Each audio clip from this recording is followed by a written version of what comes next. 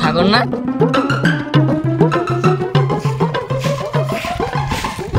কিরে শালা এখনো টাকা দিবি নিয়ে? কিরে শালা 1 মাস এলো এখনো টাকা দিবি কবে? আরে ভাই আমার বাড়িতে একটু সমস্যা আছে, তার জন্য তোমাকে টাকা দিতে পারিনি। সমস্যা বলছো? যখন টাকাটা নিয়েছিলে একদিন পরে দিয়ে দেবো বলেছিলে যে। আরে ভাই আমি বাড়িতে 2 দিন ভাত না খেয়ে আছি, আমার বাড়িতে চালও নাই ডালও নাই, তো কি করে দিব তোমাকে টাকা? এই কবে টাকা দিবি? 2 মাসে এলো এখনো টাকা দিছিস না, একদিন পর দিবি বলেছিলি, কবে দিবি?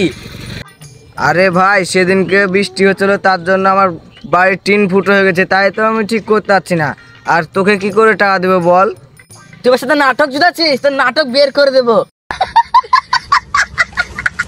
আর 2 দিন সময় দে, তোর সুদ সমেত সব শোধ করে দেবো। তোকে 10 দিনকার টাইম দিয়ে 2 মাস হয়ে গেল, তা অত টাকা দিসনি। আর 2-20 দিন টাইম দে।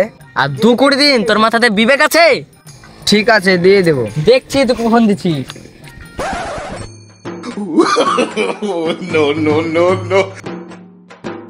দেখি তো মালটা কোথায় যাচ্ছে।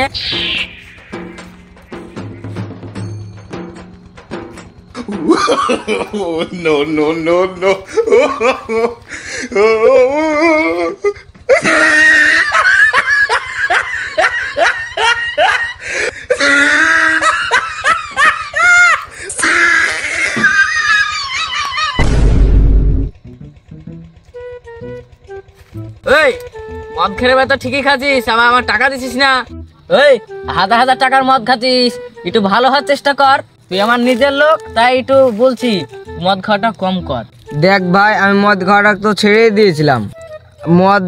মদ তো আমি খাই, কিসের জন্য খাই তুই জানিস?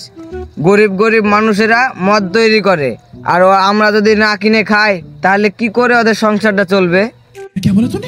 ওর ছেলে পেলে গেলাকে ওই টাকা দিয়ে পড়াশোনা করায়, আর আমরা যদি মদ না কিনতাম তাহলে ওর ছেলে পেলেকে কি করে পড়াশোনা করাতো?